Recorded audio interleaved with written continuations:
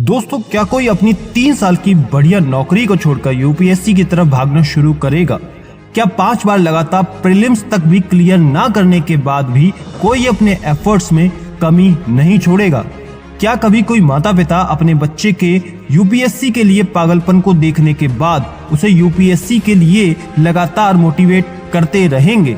दोस्तों, आज मेरे यानी सिद्धांत शर्मा के साथ आप एक ऐसी कहानी के लिए तैयार हो जाओ जिसमें आज हम जानेंगे कि अपनी कोशिशों के दम पर, किस्मत में ना होने पर भी अपनी मेहनत के बल पे घसीटकर सफलता को अपने कदमों में कैसे लाया जाता है। दोस्तों, सफलता की कहानी आपको कुछ सिखाए या ना सिखाए, लेकिन फेलियर की कहानी आपको बहुत कुछ सिखाती है। जैसे कि एक बार किसी ने थॉमस अल्वा एडिसन जी से पूछा, इलेक्ट्रिक बल्ब की खोज करने से पहले 999 बार बल्ब बनाने के एक्सपेरिमेंट में आप फेल हो चुके हैं। तो एडिसन साहब ने उनको बीच में ही रोकते हुए कहा कि नहीं, मैं फेल नहीं हुआ, मैंने 999 तरीके ऐसे खोज निकाले हैं जिससे बल्ब नहीं बन सकता।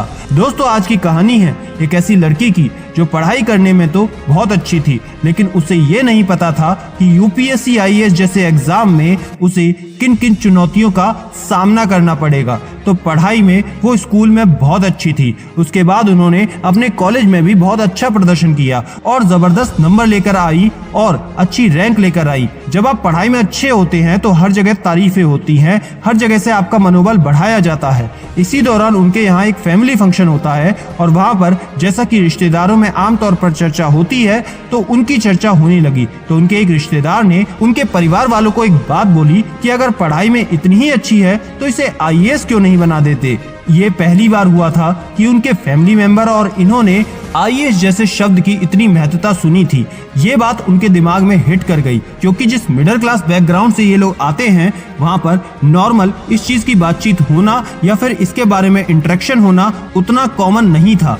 तो ये बात इस लड़की के दिमाग में बैठ जाती है कि मुझे सिविल सर्विसेज का एग्जाम तो देना ही है। लेकिन जैसे ही कॉलेज खत्म हुआ तो घर की फाइनेंशियल कंडीशंस इतनी बेहतर नहीं थी कि ये घर पर बैठकर अपनी तैयारी करना अफोर्ड कर सके, क्योंकि घर का किराया भरने के लिए भी 2-3 महीने तक पैसे इकट्ठे करने पड़ते थे, तब ये लोग उसको भर पाने के बारे में सोच पाते थे।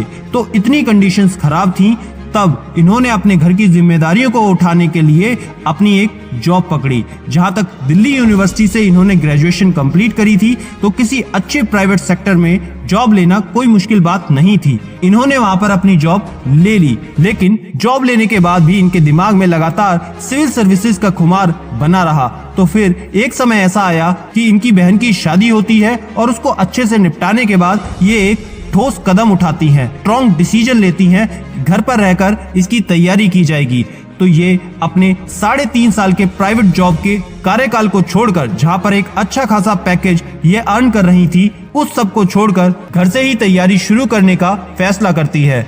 अब यहाँ पर उनके पेरेंट्स को खुशी तो होती है कि चलो घर में कोई तो ऐसा हुआ जो आईएएस बनने की सोच रखता है, लेकिन साथ ही ये दुख भी हुआ कि जब अच्छी खासी नौकरी है फिर भी इस दोनों दुविधा के साथ पेरेंट्स ने इन्हें फुल सपोर्ट किया। तो इन्होंने अपना पहला अटेम्प्ट दिया 2018 में, और 2018 के पहले अटेम्प्ट में हालांकि ये क्लियर नहीं कर पाई, लेकिन जो नंबर आए थे उसको देखकर इनका मनोबल बढ़ गया और साथ ही इनके परिवार वालों को भी लग गया कि अगर तैयारी अच्छे से करेगी तो ये आईएएस जरूर बनेगी।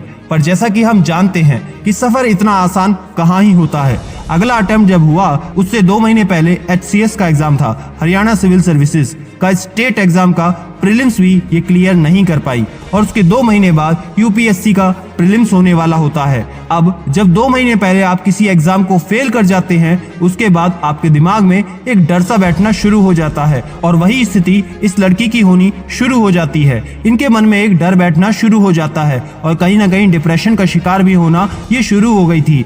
एक बार तो ऐसा हुआ कि रात को सोते समय अचानक से इनकी नींद खुलती है और अपने घर वालों को जगाती है और घर वालों से बोलती है कि मुझे डिप्रेशन जैसा लग रहा है, घबराहट हो रही है, मुझे डॉक्टर के पास लेकर चलो। सारे परिवार के लोग डॉक्टर के पास इनको लेकर जाते हैं और वहां जब डॉक्टर चेकअप करता है तब डॉक्टर खुद कहता है कि इनको कोई दिक्कत नहीं है, बस एग्जाम फीवर है, ठीक हो जाएगा और वो उन्हें नींद की गोली देकर वापस भेज देता है।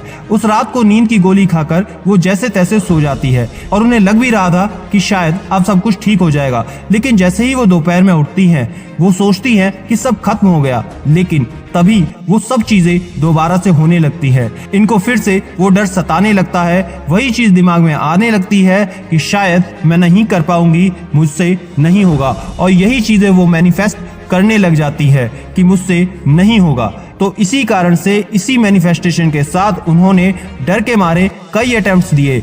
अब यहाँ पर उनके ऊपर एक और प्रेशर बन रहा था। जब आप किसी चीज को रोककर किसी और चीज की तैयारी शुरू कर देते हैं तो आसपास के लोग आपसे आगे बढ़ते हुए आपको दिखाई देते हैं। आपके फ्रेंड्स, रिलेटिव्स, पैसे में तो वो आगे बढ़ते ही हैं, साथ ही साथ कुछ ना कुछ अचीव भी करते हैं और आप जीरो होते हैं। आप घर पे बैठे होते हैं जहाँ पर आपने कुछ भी हासिल नहीं किया होता। तो ये वाले प्रेशर भी उनके ऊपर बनने शुरू हो गए थे।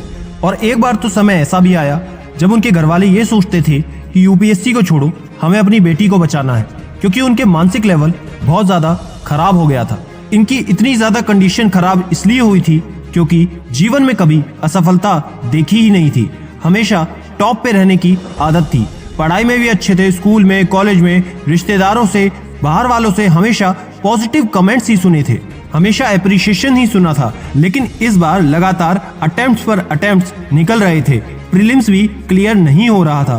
तो ये चीज उनके मन में धीरे धीरे घर करती रहती थी। और साथ ही साथ जब आप पेपर देने जाते हैं और आप अपने घर वालों को देखते हैं कि हमारा तो नहीं हो रहा, वो बात अलग है, लेकिन हमारे कारण हमारे परिवार वाले भी हमारी ही चीजों को झेल रहे हैं, तो ये प्रेशर भी उन पर बन रहा था। लेकिन कहते हैं ना, फेलियर में फेल होना तो आसान होता है, लेकिन फेलियर में बाउंस बैक करना ही एक विनर की पहचान होती है। तो इन्होंने अपने आप को संभाला, सोचा कि ऐसे तो काम नहीं चलेगा, सब कुछ समेटा और 2019 के बाद इन्हें एक मेंटोर की भी हेल्प मिल चुकी थी, जो इनको पल पल गाइड करते थे, समझाते थे। पेरेंट्स, रिलेटिव्स, सब लोगों ने पॉजिटिव एटमॉस्फेयर बनाया, अच्छा खासा सपोर्ट दिखाया कि नहीं, तुम कर सकती हो, सब कुछ अच्छा होगा और अच्छे से करो। इस तरीके से इन्होंने अपना 2022 का अटेम्प्ट दिया और 2022 में ही प्रीलिम्स क्लियर हुआ, मेंस क्लियर हुआ, और जब इंटरव्यू इन्होंने दिया तो सबको तो ये लग चुका था कि इस बार इनका सिलेक्शन हो ही जाएगा, क्योंकि इस बार प्रीलिम्स भी हुआ था, मेंस भी हुआ था। लेकिन जब तक रिजल्ट नहीं आता तब तक ये कहा नहीं जा सकता कि सिलेक्शन हो ही पाएगा। लेकिन फाइनली जिस दिन रिजल्ट आया तो सबसे पहले इनके मेंटोर ने इनको कॉल करके बताया कि तुम्हारा सिलेक्शन हो चुका है। और इस तरीके से जीरो से यूपीएससी के अपने आखिरी अटेम्प्ट यूपीएससी 2022 में ऑल इंडिया रैंक 249वीं रैंक लाकर आकृति सेठी जी ने अपने सपने को पूरा किया। दोस्तों, सफलता सुनने में जितनी आसान लगती है, करना और वहां तक पहुंचना उतना ही मुश्किल होता है। लेकिन सही तरीके से अगर चला जाए, सही कदम सही समय पर लिए जाए, तो वो सफलता सिर्फ और सिर्फ आपके लिए ही बनी है। आप लोगों ने क्या सीखा इस कहानी से? कमेंट करके मुझे जरूर बताना। कौन से प्रेशर्स आप पर भी बनते हैं वो भी बताना। अगर ऐसी ही कहानी और सुनना चाहते हैं तो वीडियो को लाइक करके चैनल को सब्सक्राइब जरूर कर लेना, ताकि हमें पता लग सके कि ऐसी कहानियां आपको पसंद है। मिलूंगा मैं आपसे एक नई वीडियो के साथ में, तब तक के लिए याद रखना, मैं हूं सिद्धांत शर्मा, कोई है या नहीं, मैं हमेशा आपके साथ हूं। Be happy and stay motivated with सिडीमेनिया।